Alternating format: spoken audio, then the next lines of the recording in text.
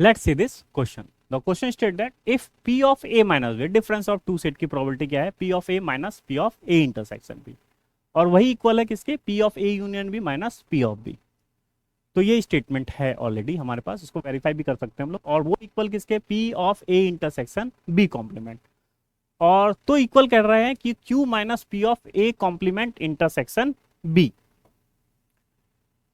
तो then Q, ये Q जो अननोन है इसकी वैल्यू हमें फाइंड आउट करनी है। तो इसको हम लोग स्टूडेंट वेन डायग्राम के हेल्प से भी यूज कर सकते हैं, है ना। तो हम लोग वेन डायग्राम को इसमें यूटिलाइज कर लेते हैं और फिगर आउट कर लेते हैं कि क्या हमारे पास दिख रहा है। तो मान लेते हैं हमारे पास दो सेट है, ए और बी। ये दो सेट है, ठीक है।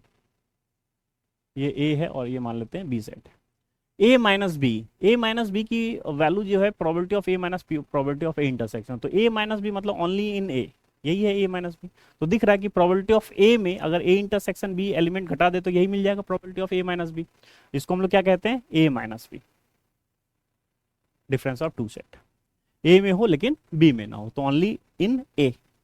तो ये तो डायरेक्टली वेन डायग्राम से दिख रहा है कि प्रोबेबिलिटी ऑफ ए में हम ए इंटरसेक्शन बी को सब्ट्रैक्ट कर दे तो क्या मिल जाएगा? Probability of A minus B. अच्छा, उसके बाद क्या कह रहा है कि यही इक्वल है किसके? जो ये ए माइनस बी, वो probability of A union B minus probability of B दिख रहा है। Probability of A union B ये पूरा सेट हो जाएगा, और इसमें प्रोबेबिलिटी ऑफ बी को जैसे ही सब्ट्रैक्ट कर देंगे इसको, तो क्या मिल जाएगा? ए माइनस बी, यही एलिमेंट्स मिल जाएगा। ये भी ट्रू ट्रू है हमारे पास।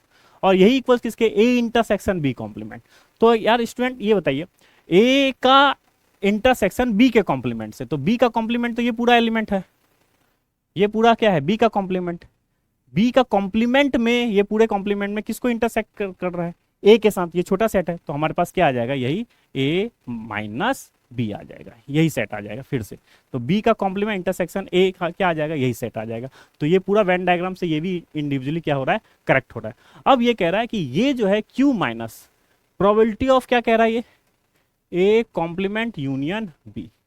अब ए का कॉम्प्लीमेंट, स्टूडेंट आप बहुत ध्यान से केवल इसको फिगर बनाइए। ए का कॉम्प्लीमेंट, ए का कॉम्प्लीमेंट इसको छोड़ के ये सारा वैल्यू, और उसके साथ बी का यूनियन, तो ये पूरा वैल्यू और बी का यूनियन।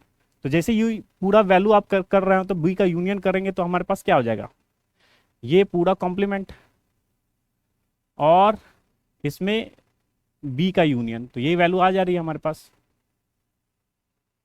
तो ये हमारे पास ए कॉम्प्लीमेंट यूनियन बी, ठीक है। ए का जैसे ही कॉम्प्लीमेंट करेंगे हमारे पास, और इसके साथ जैसे ही यूनियन बी के साथ करेंगे तो हमारे पास यही वैल्यू आ जाएगी, क्या? Probability of A minus B. तो नहीं सॉरी, तो ये हमारे पास है। अब ये चाहिए हमें, तो क्या कर दे? इसको वन में माइनस कर दे, इस चीज को पूरे प्रोबेबिलिटी में वन में माइनस कर देंगे तो क्या मिल जाएगा? यही प्रोबेबिलिटी मिल जाएगा, तभी ये इसके किसके इक्वल हो जाएगा इसको। तो जैसे ही इसको वन में माइनस करेंगे तो ये हमारे ए माइनस बी आ जाए। तो क्यू की वैल्यू डायरेक्टली क्या दिख रही है? वन।